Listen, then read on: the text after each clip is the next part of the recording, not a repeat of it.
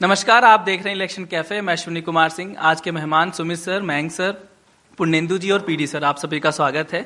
आज की चर्चा फिर दक्षिण पे जा रही है हमारी, क्योंकि दक्षिण में एक बहुत ही कहें तो अभी बहुत एक शर्मिंदगी वाला एक मामला है कि एक नेता का करीब 2,500 बताया जा रहा है, 2,500 क्लिप्स, वीडियो क्लिप्स आए हैं जिसमें वो अलग अलग महिलाओं के साथ शोषण करते हुए नजर आ रहे हैं। हालांकि उसकी पुष्टि अभी नहीं हुई है। उसकी पुष्टि के लिए एसआईटी के गठन किया गया है। वो नेता है जेडीएस के, उनका नाम है प्रज्वल रेवन्ना। वो पहले सांसद थे, इस बार सांसदी का चुनाव लड़ रहे हैं। पूर्व प्रधानमंत्री के पोते हैं और उनकी कहा यह जाए कि जिस दिन वो भागे, जिस दिन उनकी सीट के चुनाव था, उसी के रात अगले दिन वो वहां से देश छोड़ के जर्मनी भाग गए। और जब विवाद हुआ उसके बाद कर्नाटक की सरकार ने एसआईटी का गठन किया और अब वो विवाद बढ़ता ही जा रहा है, क्योंकि वीडियो क्लिप्स आए दिन मिल रही है। उस पर पॉलिटिक्स शुरू हो गई बीजेपी कांग्रेस की तरफ से, जेडीएस की तरफ से, और आज जेडीएस ने एक एक्स्ट्रा कदम उठाते हुए उनको अपनी पार्टी से निकाल दिया है। ये तो बात हुई कि क्या घटनाक्रम रहा, लेकिन अब इसका पॉलिटिकल इम्प्लीकेशन क्या है, क्योंकि कांग्रेस के पास एक ऐसा मौका मिला है बीजेपी को घेरने के लिए।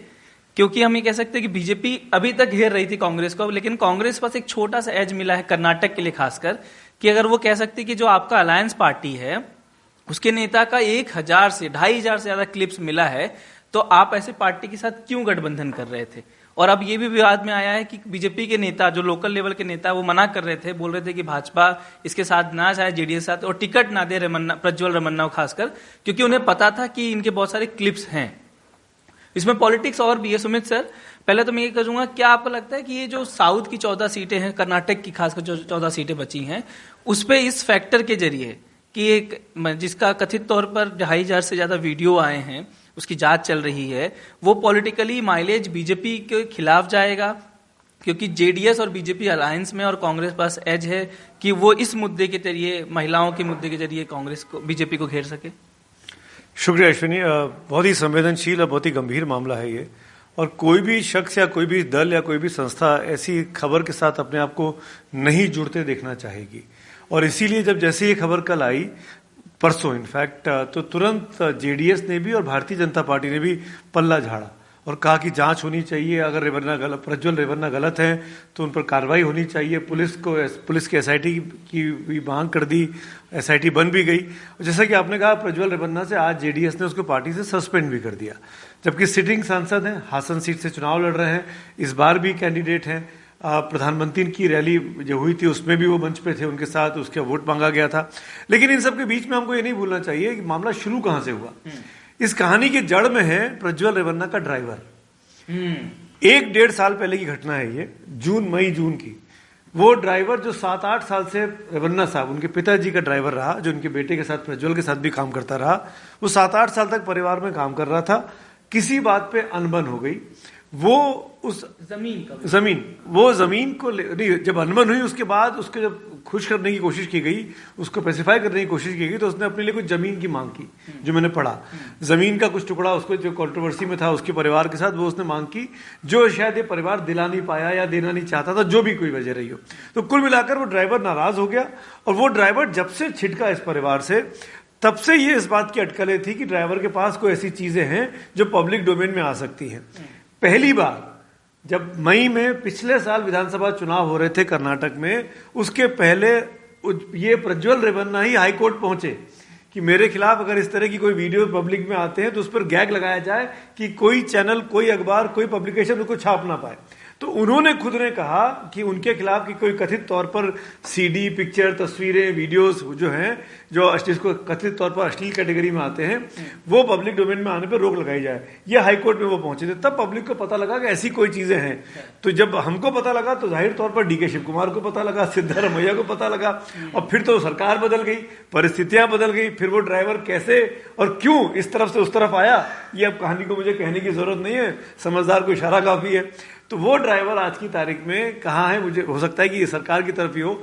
आज की तारीख में वो जो तस्वीरें हैं करीब, क्योंकि 22 अप्रैल को 26 को चुनाव है, 22 अप्रैल की अभी मैं बात कर रहा हूं 2024 को, कर्नाटक के कई पार्कों और कई सरकारी बसों में वो सीडीज और डीवीडी और उसके क्लिप्स, जो क्या बोलते हैं उसको, डोंगल क्या बोलते हैं, पेन ड्राइव जो है वो पड़े मिले। मतलब अद्भुत किस्सा है कि पेन ड्राइव पड़े मिले, उसके 2 घंटे के बाद क्लिप्स वायरल होनी शुरू हो गई, जो शायद आप लोग के फोन में भी आई होंगी, यहाँ से घूमते हुए, पत्रकार होने के नाते चीजें ऐसी आती रहती हैं। लेकिन इन सब के बावजूद भी इस पूरे मसले में ये मामला, क्योंकि 1 साल पुराना था, बीजेपी के स्थानीय नेता हैं, वो लगातार बोलते रहे कि इस व्यक्ति को टिकट नहीं देना चाहिए, और उसके बावजूद भी देवेगौड़ा साहब के प्रेशर में कह लीजिए, या देवेगौड़ा परिवार का प्रेशर कह लीजिए, उस व्यक्ति को टिकट दिया गया, वो चुनाव के लड़ रहा है, और ये जानते हुए कि 2,500-3 हजार क्लिप उसने 3-4 साल में 5 साल में बनाए हैं। जिस महिला के साथ मिला है उसके साथ वीडियोस बनाए, ऐसा कहा गया। जो कांग्रेस ने कल एलिगेशन लगाया, सुप्रिया श्रीनेत ने तो राक्षस शब्द का इस्तेमाल किया रेवन्ना के लिए, प्रज्वल रेवन्ना के लिए, और कहा कि ऐसे व्यक्ति ने तो जो परिवार में आया, काम करने वाली महिला आई हो, कुक आई हो, पार्टी कार्यकर्ता आई हो, सबके वीडियोस उसने बनाया और अपने फोन में अपने उसमें सेव करता गया और उनको ब्लैकमेल भी करता रहा तरह तरह से अलग अलग वक्त पे। तो ऐसी परिस्थिति में अब तो आपने पूछा कि इसका चुनाव पर क्या असर पड़ेगा। जेडीएस जिन 3 सीटों पे चुनाव लड़ रही है, उस पे चुनाव 26 तारीख को निपट गए। उसका जो असर होना था वो जेडीएस पर 22 तारीख की क्लिप आने के बाद दिल्ली में भले खबर 26, 27, 28 को आई, पर कर्नाटक के चैनलों पे खबर 23 तारीख से चल रही थी, और अगर जो इम्पैक्ट पड़ना होगा तो पड़ चुका होगा, जो कुछ जेडीएस के साथ हुआ होगा। लेकिन बची हुई 14 सीटें, क्योंकि बीजेपी ने पिछली बार 28 में से 25 सीटें कर्नाटक में जीती थी, तो बीजेपी को उस किले को बचाए रखने के लिए बहुत जरूरी है कि बुरा इंपैक्ट ना हो। और कांग्रेस को लगता है कि इससे बेहतरीन मौका नहीं मिल सकता कि जब उसको और हम लोग बीजेपी से हम इस सिंहासन को छीन सकते हैं। इसीलिए डीके शिव कुमार, सिद्धारमैया पुरजोर तरीके से लग गए हैं कि हमको मैक्सिमम नुकसान पहुंचा देना है। नुकसान पहुंचेगा नहीं पहुंचेगा नहीं पता, और इसीलिए आज अमित शाह ने जब उनसे पूछा गया प्रेस कॉन्फ्रेंस में, तो उन्होंने छूटते ही कहा कि भाई पुलिस तो उनकी थी, सिद्धारमैया की सरकार, कांग्रेस की सरकार बन गई, उनकी पुलिस ने क्या किया, क्यों उसको जाने दिया। जो मैं कल भी कह रहा था अपने शो में कि भाई अगर वो नाक के नीचे से भाग गया तो वहां तो सरकार इनकी है, क्यों जाने दिया गया, क्या कोई अंडरस्टैंडिंग थी? क्योंकि सिद्धारमैया उसी जेडीएस से निकल के आए हैं।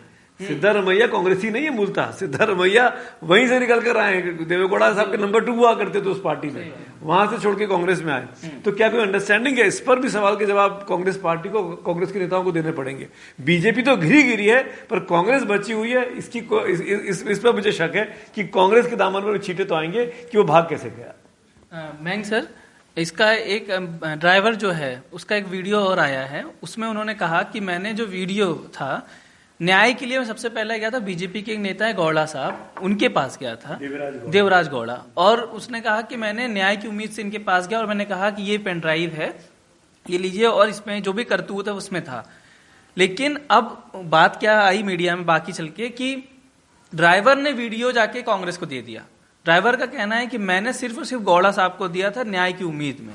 ठीक है, वही पॉलिटिक्स की जड़ है। लोग कह रहे हैं कि भाई डीके के पास 6 महीने से पेन ड्राइव थी तो कांग्रेस ने कार्रवाई क्यों नहीं की। ड्राइवर का कहना है कि मैंने सिर्फ और सिर्फ बीजेपी नेता को दिया था, ना कि किसी और को दिया था। जब अगर 1 साल पुरानी बात है तो कांग्रेस बीजेपी की सरकार थी। मैं आपसे ये पूछना चाह रहा था कि जैसे अब इम्प्लीकेशन जेडीएस पे तो नहीं है, ठीक है, जेडीएस तो मान लीजिए 3 सीटें पर लड़ रही है, क्या आपको लगता है कि ये जो संवेदनशील मुद्दे हैं जिसमें नारी शक्ति की बात बीजेपी करती है, मातृशक्ति की बात आज गृह मंत्री ने भी की है, ये उनके लिए इतना असर नहीं पड़ेगा क्योंकि ये जेडीएस का मामला है, प्रज्वल रमन्ना का मामला है, या प्रधानमंत्री उस मुद्दे को ऐसे टेक ओवर करेंगे कि उसका इंपैक्ट बीजेपी को नहीं पड़ेगा? आपको नजर आता है ये? कुछ चीज इस पूरे घटनाक्रम में बहुत ही अजीब है। एक तो टाइमिंग ऑफ रिलीज देखिए कितना, इलेक्शन के मिडिल ऑफ इलेक्शन आया, एक बहुत सस्पेक्ट है ये।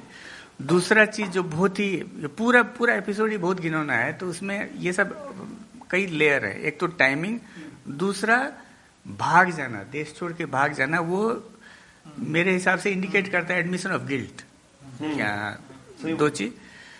अब इस सब के बीच एक कौम जो आजकल, और एक कॉन्स्टिट्यूएंसी जो बहुत ही मुखर हो गया है, महिला वोटर्स, हम लोग बार बार उसका चर्चा करते हैं, वो कैसे परसीव करती हैं, और ये कोई नहीं कह सकता कि ये मेरी कॉन्स्टिट्यूएंसी है। जैसे मेंस वर्ल्ड एकदम से अभी इंडिया में एकदम से पोलराइज है, क्या महिलाओं में वैसा है क्या? अगर ऐसा है, और इस पूरे घटनाक्रम में वो किसको दोष देती है? जैसे आप जेडीएस का ट्रैक रिकॉर्ड देखेंगे तो जेडीएस सबका ही ले रहा है, कभी कांग्रेस का ही ले रहा, कभी बीजेपी का ही ले रहा, तो उसका टेंट किस पे ट्रांसफर होगा ये पता नहीं है हमको। अभी फिलहाल वो जेडीएस, लेकिन इससे पहले इलेक्शन में 2019 में वो कांग्रेस के साथ था। असेंबली में सब अलग अलग लड़े थे, लेकिन जेडीएस कुमार स्वामी सबके सपोर्ट से सब सीएम बन चुके हैं। तो ये जो टेंट है जेडीएस के एमपी पे, और कुछ लोग बोल रहे हैं क्या कि ये शायद फैमिली के अंदर रैवलरी का भी मामला है, दोनों भाई के झगड़े का भी मामला है। ये हो सकता है कि एक ग्रुप ने इसको और हवा दे दिया हो। बहुत सारे लेयर हैं, लेकिन सबसे इम्पोर्टेंट चीज है जो डिसाइसिव हो सकता है आगे के दौर के इलेक्शन के लिए, महिलाएं, देश की महिलाएं और महिला वोटर्स इसको कैसे परसीव करती हैं और उनका क्या रिएक्शन होता है, ये अभी पता नहीं है। ये एक्स फैक्टर है जो जिसको हम लोग को देखने की जरूरत है। देखिए, असल में मैं तो इस पूरे मामले को जब मैं देख रहा था तो मुझे लगा कि इसकी भयावहता को महसूस करने की संवेदनशीलता हमारे पूरे समाज में नहीं बची है। न राजनीति में बची है, न मीडिया में बची है, न हमारे खाते पीते मिडिल क्लास मध्य वर्ग में बची है। हम तमाम लोग चीज़ों को घटनाओं की तरह, तमाशे की तरह लेने के आदी हो गए हैं। मतलब इस पूरी प्रक्रिया पे विचार कीजिए कि 2500 क्लिप कैसे तैयार हुए होंगे, जोर जबरदस्ती से, डरा धमका के, ब्लैकमेल बार बार किया जाता रहा। और क्या कर्नाटक में खबर छुपी थी? अब सबको पता है कि छुपी नहीं थी। उसके बावजूद एक आदमी राजनीति में अछूत नहीं बना, उसको स्वीकृति मिलती रही। अब उसका चुनाव में इस्तेमाल हो रहा है। तो मैं तो बड़ा हैरान हूं कि इतने बड़े मुद्दे पे हमारे तमाम राजनीतिक दलों का जो स्टैंड रहा है।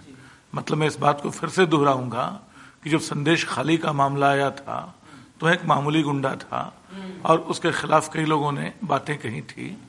उस समय बीजेपी ने अपनी ओर से प्रेस कॉन्फ्रेंस की थी और स्मृति ईरानी ने मतलब 15 मिनट तक और उसको एक दूसरा कलर देने की भी कोशिश की थी। आप याद रखिए कि मुसलमान और हिंदू का मामला वहां बनाया गया, जबकि महिलाओं के उत्पीड़न का मामला था। जेडीएस के मामले में तब शायद ममता और प्रियंका को जितना सक्रिय होना चाहिए था, जितना तीखे ढंग से बयान देना चाहिए था, वो नहीं देती नजर आई। बल्कि ये संदेह होता है जिस तरह संदेश खाली में शाहजहां शेख को बचाने की कोशिश हुई, छुपा रहा, अचानक प्रकट हुआ, तो उसको टीएमसी और अंततः ममता का संरक्षण किसी न किसी ढंग से हासिल था। क्या रेवेन्ना को ऐसे किन्हीं लोगों का संरक्षण हासिल था? क्या बीजेपी को मालूम था? तो ये बात केंद्रीय नेतृत्व तक पहुंची थी। जो बीजेपी के स्थानीय नेताओं के इंटरव्यू आ रहे हैं, वो बोलते हैं कि हमने बताया था। इसके बावजूद ये लोग चुप क्यों रहे? कैसे रहे?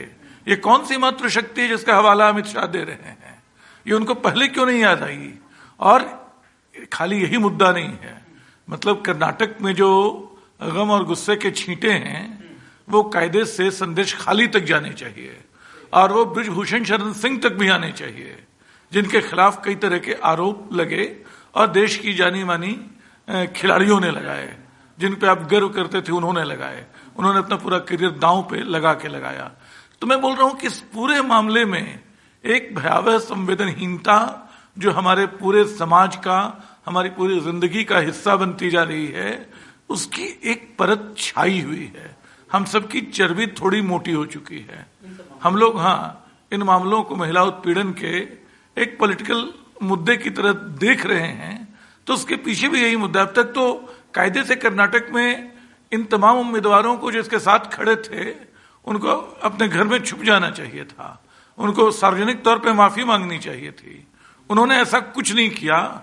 मैं नहीं जानता हूं कि इसका चुनाव पे क्या असर पड़ेगा, लेकिन ये घोर निंदनीय कृत्य है और जिसको ठीक से समझने के लिए हम लोगों को अपने पूरे भाषा संस्कार पे फिर से विचार करने की जरूरत है। पूर्णेंदु।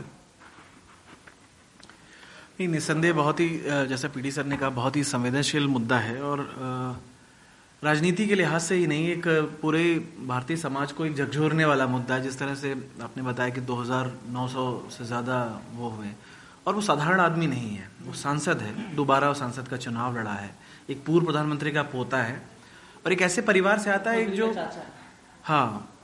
मुख्यमंत्री का भतीजा, पूर्व मुख्यमंत्री का। तो बहुत रसूखदार परिवार है वहाँ की राजनीति में। देवगौड़ा साहब जब प्रधानमंत्री नहीं थे तो उसके पहले वहाँ मुख्यमंत्री भी रह चुके थे और जो एक कास्ट इक्वेशन जो कर्नाटक की है, वो लिंगायत या वोक्कालिगा, ये दो कम्युनिटीज है जिनका पॉलिटिकली वहां पे एक डोमिनेंस रहा है। तो वोक्कालिगा कम्युनिटी में देवगौड़ा और उनकी फैमिली का एक वर्चस्व रहा है। न सिर्फ देवगौड़ा साहब का बल्कि एसडी कुमार स्वामी भी सिर्फ ऐसा नहीं कि एक पिता के पुत्र के तौर पे, व्यक्तिगत छवि भी उनकी एक बेहतर मानी जाती है, एक क्लीन इमेज मानी जाती है। लेकिन वो छवि देवगौड़ा साहब के जो दूसरे बेटे जो बड़े हैं, एसडी कुमार स्वामी, एसडी रेवन्ना और उनके बेटे ये प्रज्वल, इनकी छवि उस तरह की नहीं है।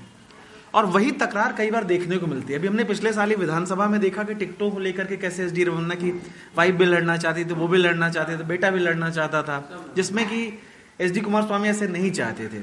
और इस बार भी हसन के टिकट को लेके भी कहा जाता है परिवार में उसको लेके काफी तकरार थी। कुमार स्वामी नहीं चाहते थे कि ये टिकट प्रज्वल को दिया जाए, लेकिन बताया जाता है कि एसडी देवगौड़ा साहब ने इस पे अपना वीटो लगाया कि नहीं वो है। वो एक परिवार का जो वो होता है तो उसको मतलब जो कहते हैं ना आपस में मनमुटाव है उसको दूर करने का काम वो करते हैं। तो लेकिन ये मामला बहुत गंभीर है और जैसा खबरें आ रही हैं कि ये अभी तुरंत का मामला नहीं है, पुराना मामला है। बीजेपी के स्थानीय नेताओं ने भी केंद्र नेतृत्व को ये समझाया था कि इस तरह की चीजें हैं, इनके साथ हमें हाथ मिलाना भारी पड़ सकता है। उसके बाद भी बीजेपी ने हाथ मिलाया और खबरें कुछ ये हैं कि भाई शिव कुमार साहब या कांग्रेस की सरकार को भी चीजें पहले से पता थी, उस लिहाज से एक्शन नहीं लिया गया, तो उनके ऊपर भी सवाल उठता है। लेकिन बीजेपी के ऊपर इसलिए सवाल उठेगा इसमें कि बीजेपी ने तो कह दिया भाई ये हमारा इसमें कोई लेना देना नहीं है, अगर मातृशक्ति और नारी शक्ति हम साथ में खड़े हैं, जो अगर कल्प्रिट है तो उसको दोषी करार दिया जाना चाहिए। लेकिन राजनीति में कई चीजें परसेप्शन से जुड़ी होती हैं। अगर उदयनिधि मारन कोई बयान देते हैं तो प्रधानमंत्री मोदी उसके लिए कांग्रेस को कई बार घेर लेते हैं।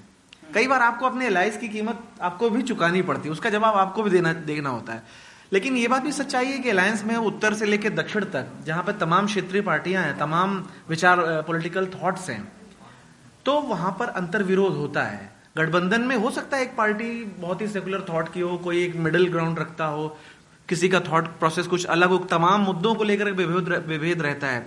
जेडीयू और बीजेपी में कई थॉट उनके अलग हैं। नीतीश कुमार तमाम मुद्दों को लेकर कहते रहे हम सीए को नहीं लागू होने देंगे और तमाम तरह के उनके इश्यूज रहते हैं।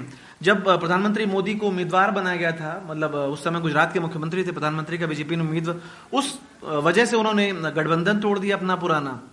तो राजनीति में कई बार आप वैचारिक समानता नहीं होने के बावजूद भी गठबंधन होता है, लेकिन दूसरी पार्टियों को यह मुद्दा बनाने का मौका मिलता है। उदयनिधि के बयान को या डीएमके के दूसरे ए राजा के बयान को बीजेपी स्कोर करती है। साउथ नहीं लेकिन नॉर्थ इंडिया में तो एक बड़ा स्कोर होता है उस मुद्दे को लेकर के, किस तरह से सनातन पे हमला हो रहा है, कांग्रेस चुप है। अब वही मौका कांग्रेस को मिला है पीडी सर, क्योंकि आज जिस तरह से प्रोटेस्ट हो रहे हैं पूरे कर्नाटक में, बेंगलोर में, हुबली में, और एक कांग्रेस उसको बड़ा मुद्दा बनाने की कोशिश कर रही है। क्योंकि जो पिछली बार जो चुनाव हुए थे, तो जो पहला जो चरण अभी हुआ है 14 सीटें का, उसमें तो कांग्रेस और जेडीएस का खाता खुला भी था, लेकिन जो दूसरे चरण में सीटें हैं वहां 14 की 14 बीजेपी ने जीती थी। और कर्नाटक में दक्षिण का एक ऐसा राज्य है जहां प्रधानमंत्री की लोकप्रियता बहुत हाई लेवल पे है। वो एक राज्य कर्नाटक है। शायद तमिलनाडु और केरल में वो उस तरह से मोदी वोट इनकैश नहीं करा सकते जो कर्नाटक में उनका एक उनके नाम पर वोट आते हैं। हमने एक सीएसडीएस का आंकड़ा भी देखा था कि 2019 में 37% जो बीजेपी वोटर्स थे उन्होंने मोदी के नाम पे वोट किया, लेकिन कर्नाटक में आंकड़ा 50% से ज्यादा था। तो वो उनकी लोकप्रियता है। अब ये सिर्फ बात, मुझे लगता है ये 14 सीटों तक ही मामला सीमित नहीं है, कि सिर्फ कर्नाटक तक का मामला नहीं है, बहुत ही गंभीर मामला है। एक पूर्व प्रधानमंत्री के परिवार से इस तरह के मतलब विभत्स चीजें सामने आना, ठीक है उसकी जांच होना बाकी है, लेकिन जो फिलहाल जो चीजें मीडिया में सामने आ रही हैं, एक बहुत आप इस लेवल पर होकर के और इस तरह की फैमिली को बिलोंग होकर इस तरह की चीजें होना, एक और एक पॉलिटिकल फैमिली में आप मतलब इस समय का जो एक डोमिनेंट अलायंस है, आप उसके पार्टनर हो विधानसभा चुनाव में हार के बाद। क्योंकि बीजेपी अभी भी पिछले लोकसभा में तो उन्होंने साउथ में अच्छा परफॉर्मेंस किया था, लेकिन उनकी एक लिमिटेशन है दक्षिण कर्नाटका में, खासकर जिसको हम वोक्कालिगा लैंड कहते हैं, ओल्ड मैसूरू रीजन कहते हैं, वहां पे उनकी लिमिटेशंस है। बीजेपी कई बार कम वोट पाकर के भी वो कांग्रेस से ज्यादा उसको सीटें आई हैं, लेकिन अभी भी वो विधानसभा में उसको पूर्ण बहुमत पूरी तरह से नहीं आया। 110 तक वो गई है, लेकिन जो 113 का जो जादुई आंकड़ा है बीजेपी उसे कभी टच नहीं कर पाई।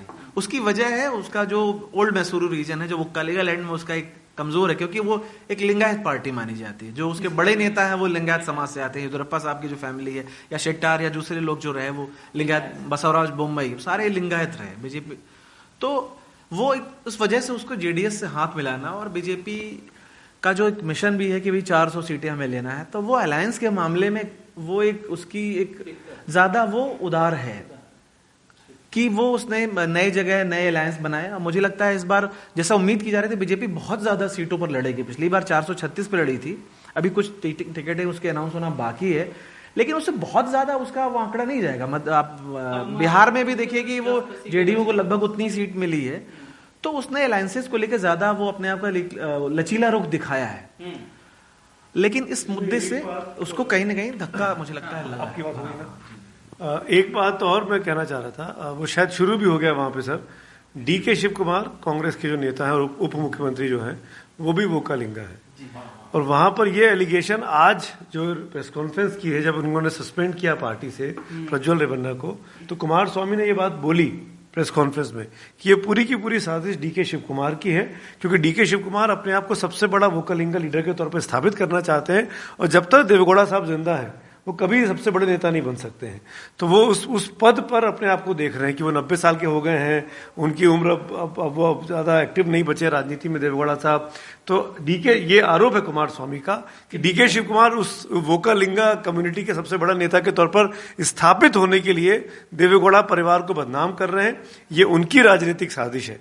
ये इस जो उन्होंने वोकालिंगा लिंगायत की बात की पूर्णेंदु से, उससे मुझे याद आया कि ये एक टॉकिंग पॉइंट और था आज का, जिस पर आज मतलब कर्नाटक की राजनीति में तेज हो गया। एक चीज और ये है इसमें कि जैसा आप बोल रहे हैं ना वोकालिगा, कांग्रेस की जो 135 सीटें आई हैं इस बार, कांग्रेस ने दक्षिण कर्नाटक में अच्छा परफॉर्मेंस किया है, जो वोकालिगा लैंड आप जिसको कहते हैं। जबकि जब सिद्धारमैया पिछली बार भी जब 2018 में जब चुनाव हो रहे थे, बहुत पॉपुलर लीडर थे, लेकिन कांग्रेस ने साउथ में बहुत बुरा परफॉर्मेंस किया। असल में वो कलिगा और लिंगायत के पैटर्न पे हम कर्नाटक की राजनीति को हमेशा से पढ़ते रहे, लेकिन जो जातियों का आयोग वहां बना, जिसने जातिगत जनगणना कराई और जिसके नतीजों को सार्वजनिक करने के खिलाफ दोनों हैं, लिंगायत भी हैं और वो कलिगा भी हैं, क्योंकि दोनों को पता चल रहा है कि यहाँ तो ओबीसी बहुत बड़ी तादाद में है जो दोनों को पीछे छोड़ देंगे। तो वो इक्वेशन बदल रहे हैं और नए ढंग से हो सकता है कर्नाटक की मथनी कोई नया मंथन करे, उसमें ये महिला वोटर की भी एक महत्वपूर्ण भूमिका हो सकती है, जो शायद इस मामले के बाद और मुखर हो। तो ये जो आप बता रहे थे कि कांग्रेस ने दक्षिण में वो कलिगा बेल्ट में भी बेहतर प्रदर्शन किया, उसकी एक वजह यह भी हो सकती है कि जो जातिगत जनगणना सामने नहीं आई, उसके फैक्ट्स तो है मौजूद, वो अपने ढंग से वोटिंग पैटर्न को बदल रहे होंगे, ये मुझे लगता है। सर इसमें एक चीज मैं, क्योंकि चर्चा में मैं ये जानना चाह रहा था कि एक जैसे चुनाव जब चलता है ना, चुनाव के बीच में जब महिलाओं से जुड़े या कुछ और मामले आते हैं, उसको हम लोग भी, मतलब हम स्पेसिफिकली समाज की बात कर रहा हूँ, बहुत हल्के में लेते हैं। जैसे आप पीडी सर कह रहे थे ना कि सब चीजों को लेकर हमको यूज टू हो गए, हमको लगता ही नहीं कि कुछ अब फर्क पड़ता है। निर्भया ऐसे मामले होते थे देश में क्या हुआ था, लेकिन अब मुझे लगता है कि अब लोग भी ना यूज टू हो गए, हर दिन की घटनाएं सुनकर, हर दिन इतना सुन के, और खासकर जब पॉलिटिकल सिनेरियो में, खासकर चुनाव के बीच में जब कुछ ऐसा होता है तो लोगों का ध्यान ही नहीं आता है। भाई 2900 वीडियो क्लिप्स आए हैं, तो हैरानी की बात है, सब सहमति से नहीं हो सकता, जांच का विषय कि कितना क्या है, लेकिन फिर भी ना 2900 वीडियो है, तो इसको इतना बड़े लेवल क्यों नहीं बनाया जा रहा है जो पॉलिटिकली बनना चाहिए? मैं आपसे 100% असहमत हूं। अगर ये चर्चा का विषय नहीं होता, अगर ये हम लोगों को फर्क नहीं पड़ता, तो हम लोग क्यों इस पे शो कर रहे हैं? मैं अपनी बात कर रहा हूं, है ना। चर्चा का विषय है, ये चिंता में डालता है। हमारे जो प्रबुद्ध समाज है, जो सो कॉल्ड नैरेटिव सेट करता है, ये उसको परेशान कर रहा है। और ये हो सकता है कि आपको कर्नाटक की खबर को कर्नाटक से निकलकर दिल्ली आने में 3 दिन 4 दिन का समय लग गया, पर ऐसा नहीं है। ये चर्चा का विषय है, हर अखबारों में, हर फ्रंट पेज पर, हर यूट्यूब चैनल पे आप आज चले जाइए, सबके हजारों की संख्या में व्यूज हैं, हजारों की संख्या में व्यू, हिंदी चैनलों के, मैं कन्नड़ की बात ही नहीं कर रहा हूं, क्योंकि ये कर्नाटक से दूर का मामला, ये हिंदी भाषी प्रदेश के लोगों के लिए बिल्कुल अनजान सा मामला है, पर तब भी जनता में दिलचस्पी है। और इसलिए दिलचस्पी नहीं है कि वो गंदा वीडियो देखना चाहते हैं, ये दिलचस्पी इसलिए है कि कोई प्रधानमंत्री का पोता ऐसा कैसे कर सकता है। इतने रिनोड फैमिली का बच्चा जो सांसद है, जो देखने में पढ़ा लिखा बड़ा शालीन सा दिखाई देता है तस्वीरों में, वो इतनी अभद्रता कैसे कर सकता है। और वो आज से नहीं कर रहा है, 5-7 सालों से कर रहा था। और उस इल्जाम में उसके पिताजी का नाम भी है, HD रेवन्ना, जो उनके पिताजी हैं प्रज्वल रेवन्ना के, उनका नाम भी है कि वो भी ये सब काम करते थे। जो एक महिला कंप्लेनेंट सामने आई है जिसकी बिना पर FIR हुई, उसने उनके पिता का नाम भी लिया है, FIR में दर्ज है उनका नाम भी, दोनों बाप बेटे का नाम FIR में है। वो विधायक है, वो सांसद है। तो मेरा ये कहना है कि ये हम हर हिंदुस्तानी के लिए परेशानी करने वाली बात है। कल भी हमने चर्चा की, कल भी आपने ये कहा कि मुद्दा क्यों नहीं बन रहा है। अरे मुद्दा बनने में समय लगता है, मुद्दा बनने के लिए वक्त चाहिए, 24 ही घंटे है ना। कल भी प्रोटेस्ट हुआ, आज भी प्रोटेस्ट हो रहा है। कल भी हमने चर्चा किस मुद्दे पे की थी, लेकिन ये मुद्दा बीच में आ गया था क्योंकि हमारे दिमाग में था बात क्यों हो रही है। आज भी ये मुद्दा आ गया, आपने स्पेसिफिकली इस पे चर्चा की। तो चर्चा पे है, मुद्दा बना हुआ है, हिंदी अखबारों में, हिंदी चैनलों पे, हर जगह है ये। और ऐसा नहीं है कि हम लोगों को फर्क नहीं पड़ता है, बिल्कुल फर्क पड़ता है। मेरे देखो रोंगटे खड़े हो रहे हैं कि ये इतनी जो आपने कहा ना, कितना घिनौना, इतना वाहियात, इतनी खराब हरकत करने वाला, पर ये हमारा परसेप्शन है। हम सबको जब तक ये हमारा लीगल सिस्टम कहता है कि जब तक कि वो साबित ना हो जाए कि उसने गलत काम किया है, और तब तक हम उसको नहीं कह सकते हैं। पब्लिक डिबेट में आप उसको कुछ भी कह लें, सुप्रिया श्रीनेत उसको कुछ भी कह लें, हम यहां बैठकर उनके बारे में कुछ भी कर लें, लेकिन आज भी वो गिल्टी प्रूवन नहीं हुआ है। जब तक कोर्ट उसको गिल्टी ना बोल दे, कोर्ट ये साबित ना कर दे कि उसने गलत काम किया, तब तक इतना तो आपको बेनिफिट ऑफ डाउट देना पड़ेगा। ये सबके साथ लागू होता है। एक छोटा सा चीज हम बोलना चाहेंगे। ये जो पूरा मामला है, एक बड़ा चीज इंडिकेट करता है, डेमोक्रेसी के अंदर पॉलिटिकल फ्यूडलिज्म। अब इलेक्टेड रिप्रेजेंटेटिव को we always look up to, अरे बड़ा आदमी है, ये बड़ा आदमी है, और बहुत ज्यादा उसको सर पे चढ़ा लेते हैं और बहुत ज्यादा पावर दे देते हैं। और किसी को भी जैसे कि आप बहुत पावरफुल बना देते हैं तो उसका एब्यूज का चांसेस बहुत बढ़ जाता है। अब देखिए, ट्रेडिशनली दादा चीफ मिनिस्टर, प्राइम मिनिस्टर, चाचा चीफ मिनिस्टर, खुद MP, अब उसका पावर का कंसंट्रेशन देखिए। और उसी के साथ साथ ये तो सामने आ गया, बहुत सारे ऐसे मामले भी होंगे हमारे देश में जहां की इतने पावर ने और इस तरह के फ्यूडलिज्म, कंसंट्रेशन ऑफ पावर ने कितना अब्यूज किया होगा लोगों का, हमको पता नहीं है। ये जो है हमको कि हमने जिता दिया तो मेरा राज हो गया, ये सब वोकेबलरी को हमको तुरंत चेंज करने की जरूरत है। इसके चलते अब ये जो फ्यूडलिज्म है इसको ध्वस्त करने की जरूरत है। और इस पे की साजिश हो रही है, कोई राइवल साजिश कर रहा है, कम से कम अभी तो नहीं बोले। ये इतना घिनौना पॉलिटिकल मतलब सेक्स स्कैंडल पहले भी हुए हैं, लेकिन इतना विभत्स और इतना घिनौना शायद कभी नहीं हुआ है। और ऐसे में आप मतलब इतना पावर का एब्यूज करते हैं, और अभी भी आपको साजिश दिख रहा है, अभी भी आपको इलेक्शन जीतने की जिद दिख रही है, हद एकदम से। वो एक जो बात आपने बोली ना मयंक जी, वो अगर आप इनोसेंट थे तो भागे क्यों? ये जो साबित करता है ना कि कहीं ना कहीं चोर की दाढ़ी में तिनका था, तभी आप जांच से भाग गए। आपको लगा कि पकड़े गए तो नंगे हो जाएंगे, फांसी पर चढ़ा दिए जाएंगे, पब्लिक नहीं छोड़ेगी मुझे, इसीलिए जान बचाओ, जर्मनी चले जाओ। ये जो आपने कहा ना, ये बिल्कुल 100% सही है। अगर जरा सी भी प्रज्वल रेवन्ना के अंदर या उनके परिवार के अंदर ये हिम्मत होती तो प्रज्वल रेवन्ना सामने होते, SIT बन गई है, जांच में भागीदारी करते हैं। मैं ये कहना चाह रहा था उसमें सुमित सर कि जो भी बयान आए, चाहे उनके चाचा SD कुमार स्वामी, चाहे उनके पिता, किसी की तरफ से बयान, उसमें कहीं वो माफीनामा टाइप की जो बात होती है ना, जो चेहरे पे दिखता है कि आपने गलती की है, वो नहीं था सर। क्योंकि पिता बोल रहे हैं कि पॉलिटिक्स हो रही है, मेरा बेटा जब चाहे तब आ जाए, चाचा बोल रहे हैं कि पॉलिटिक्स हो रही है, हमने पार्टी सस्पेंड कर दिया। भाई इसमें माफी कहाँ है?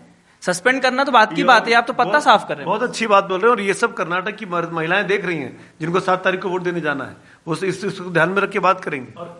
एक बात जो सुमित जी बोल रहे थे उसी को मैं थोड़ा बढ़ाना चाहूंगा कि इनकी प्रतिक्रिया होती है कि नहीं होती। देखिए, तात्कालिक प्रतिक्रिया तुरंत पता नहीं चलती है, लेकिन आप जो कहते हैं और जिन पे चुप रहते हैं, दोनों बरसों बरस याद रहता है।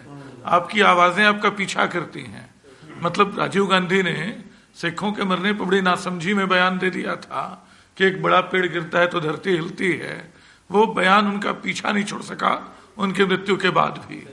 मुलायम सिंह यादव बहुत खरे समाजवादी थे, भाषा का आंदोलन लड़ते रहे, जाति की लड़ाई लड़ी, लेकिन लड़के हैं गलती हो जाती है, ये बयान उनके साथ ऐसा चिपक गया कि वो छूटता नहीं है। आज भी महिलाओं के मुद्दे पे बात होती है, तुरंत 50 करोड़ की गर्लफ्रेंड याद आ जाती है। किसी लापरवाही में, किसी राजनीतिक फायदे में, किसी आरोप प्रत्यारोप में आप जो कहते हैं वो हवा में बचा रहता है, आपका पीछा करता रहता है और कभी आपसे उसका बदला निकाल लिया जाता है। तो कहना बड़ा मुश्किल है। इसमें मुझे लगता है अश्विन की ये मुद्दा अभी क्या है कि अभी ये अभी डेवलपिंग स्टेज पे, जैसे ये हॉरर स्टोरीज और सामने आएंगी, डिटेलिंग जो सर्वाइवर्स हैं वो और सामने आएंगे, जैसे संदेश खली में धीरे धीरे उनकी स्टोरी सामने आना शुरू हुई, तो वो जो मुद्दा है उसकी गंभीरता लोगों को ज्यादा महसूस होती है। जब वो लोग सामने आएंगे प्रोटेस्ट में या जिस तरह से भी मीडिया के साथ या एसआईटीज के सामने, जब वो चीजें पता लगेंगी तो लोगों को, क्योंकि अभी तो बहुत तुरंत का मामला है, लोग ये भी सोचते हैं कि कई बार भाई चुनाव के दौरान चीजें आती हैं तो आपका दिमाग दूसरी तरफ भी जाता है कि पॉलिटिकल वो तो नहीं है, लेकिन मैंग सर ने उसको बखूबी बोला कि अगर जिस तरह से अचानक वो निकले, बस वोट हुआ और सीधे वो बाहर चले गए, जबकि उनका परिवार कह रहा है कि ये प्री शेड्यूल्ड उनका वो दौरा था, अचानक वो नहीं गए हैं, तो कुछ तो शक सुबह खड़ा करता है। लेकिन जैसे जैसे चीजें हमें और पता लगेंगी तो इस मुद्दे की जो गंभीरता है और उसको लेकर के आप देखेंगे जितना बड़ा मामला है, हो सकता है पूरा देशव्यापी आपको एक प्रोटेस्ट देखने को भी मिले। तो आज इसी नोट के साथ ये चर्चा को खत्म करते हैं। कल मिलते हैं किसी और विषय के साथ, तब तक के लिए बहुत बहुत धन्यवाद।